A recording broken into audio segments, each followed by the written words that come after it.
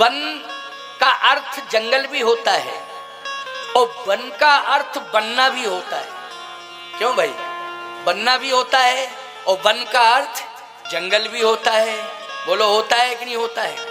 तो राम जी वास्तव में बन गए। तो ये क्लियर है कि बन जाने से ही राम जन जन के बन गए। बन जाने से राम जन जन के बन गए। बोलो बन गए किसके? जन जन के। तुम्हारे बन गए, सबके बन गए। बन गए कि नहीं? बन जाने से बने। सही बताना भैया। राम जी को जन जन के हृदय में स्थान दिलाया है वन भेजकर। तो इसमें अहम भूमिका किसकी है? विधान तो ब्रह्म ने बनाया, लेकिन प्रयोग किसने कराया? बोलो भाई। केकई अम्बा ने कराया कि नहीं? विधान को लागू किसने करवाया? बोलो। विधान बन जाए लेकिन लागू ना हो तो विधान बेकार है ना। लागू होना चाहिए। बनने से क्या होता है? लागू होना चाहिए। तो लागू किसने कराया? जल्दी बोलो। केकई अम्बा ने कराया। इसलिए 14 साल का ही लिखा था विधान कि 14 वर्ष, क्योंकि रावण की आयु मात्र 14 वर्ष है। इसलिए तापस वेश विशेष उदासी और 14 बरस राम वनवासी।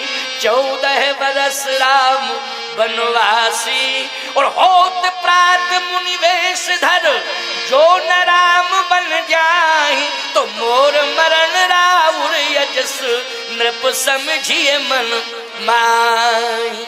मोर मरण राउर यजस।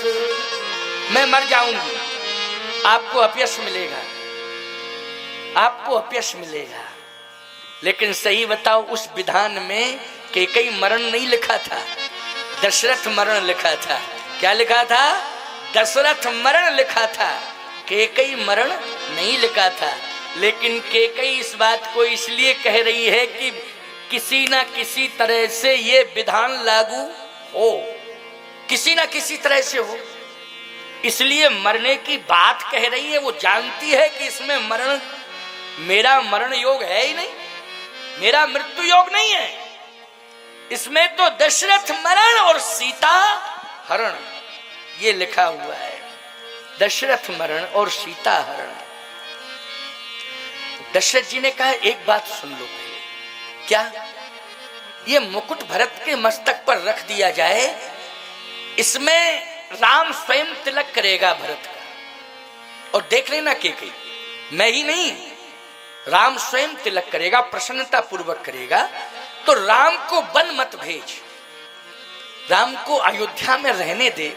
और यदि अयोध्या के राजमहल के बाहर राम रहे तो अयोध्या की सीमा जहां तक हो अरण्य अभ्यारण्य की, उस अरण्य, अयोध्या की अरण्य सीमा के अंतर्गत राम रहे। वन में ही रहेगा, लेकिन अयोध्या राज्य का वन जहां तक है वहां राम रहे। नहीं नहीं, सीता हरण का विधान तो पंचवटी नासिक में है। क्यों भाई? कहाँ है उस विधान में? सीता हरण किस पॉइंट पर है? बोलो। अयोध्या की सीमा के बाहर है। अच्छा ईमानदारी से बताओ, अयोध्या की सीमा में सीता का हरण होता तो कितना अपमान होता अयोध्या का? बोलो होता कि नहीं होता? अगर अयोध्या की सीमा के अंदर हरण होता तो बोलो अपमान बहुत बड़ा होता कि नहीं होता? जल्दी बोलो। इसलिए अयोध्या को अपमान से भी तो बचाना है, इसलिए वो हरण वाला पॉइंट पंचवटी नासिक में है प्यारे। पंचवटी नासिक में वो पॉइंट बना हुआ है। सावधानी से सुनना।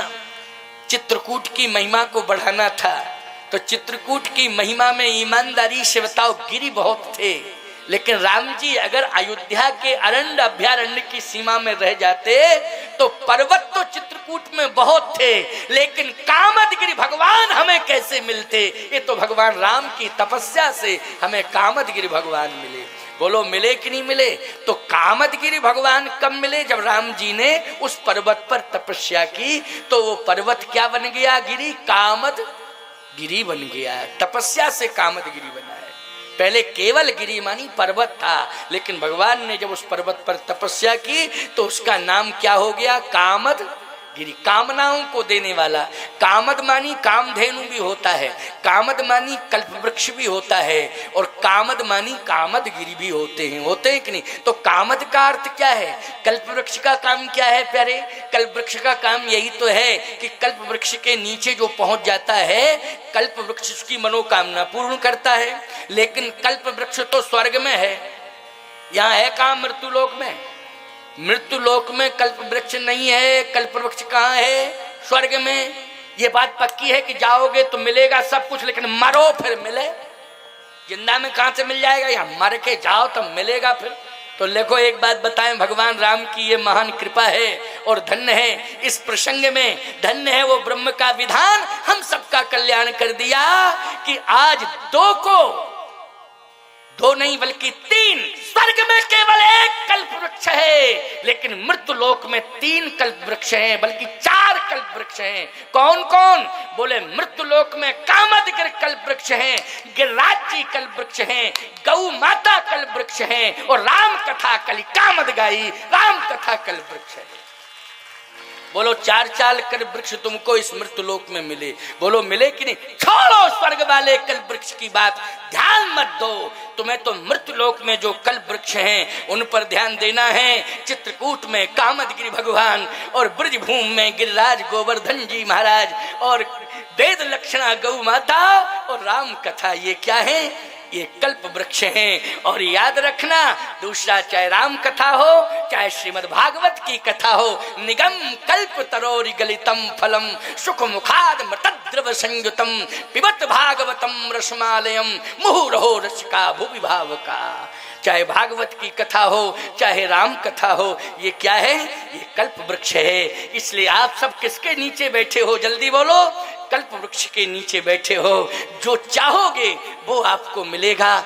दशरथ जी ने कहा केकई इतना कर ले तू कि अयोध्या के अरण्य अभ्यारण्य में राम को रहने के लिए एक सुंदर कुटी बना दूंगा। राम 14 साल गुजारा कर लेगा तो अयोध्या के अंदर राम रहे, अरण्य सीमा जहां तक है। केकई ने कहा नहीं, विधान जैसा है उसी के अनुसार कार्य होगा। तो विधान क्या है? बोले विधान तो यही है कि राम को बरासन से उठ करके चित्रकूट जाना पड़ेगा। और चित्रकूट में कौन सी आसन होगी? कुशासन होगी। वो कुशासन कामदगिरि पर्वत पर लगेगी। इसलिए 11.5 साल राम जी कुशासन पर बैठकर क्या करेंगे? तप करेंगे। विधान यही है, इसलिए राम को तो चित्रकूट भेजना ही पड़ेगा। इसके बाद सीता हरण के लिए जो विधान बना है, राम को कहाँ भेजना पड़ेगा? पंचवटी नासिक भेजना पड़ेगा। और सीता हरण जब होगा तो सीता लंका जाएंगी, तो सीता के सम्मान के लिए राम को लंका जाना पड़ेगा। वहां मृगासन पर राम को बैठना पड़ेगा। तब रावण का मरण होगा, सीता वापस आएंगी। इसके बाद फिर विधान में लिखा है कि जैसे ही राम और सीता लंका से वापस लौट के अयोध्या में आएंगे तो फिर अयोध्या में चौथा सिंहासन है, कनक सिंहासन सी समेता बैठे राम हो चित चेता। ये करना पड़ेगा, विधान में यही लिखा है, इसलिए वही होना चाहिए। अब बताओ आप क्या कहना चाहते हो?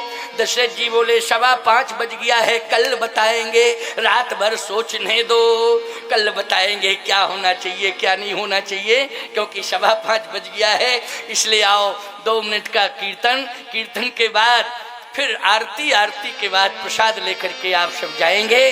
3 दिन शेष रह गए हैं, आप सभी कथा श्रवण करने आइए। अधिक से अधिक संख्या में भगवान का चरित्र श्रवण करें, सभी को लाभान्वित कराएं, यही मनसा पूर्ण हनुमान जी की इच्छा है। आओ भगवान का कीर्तन। श्री राम जय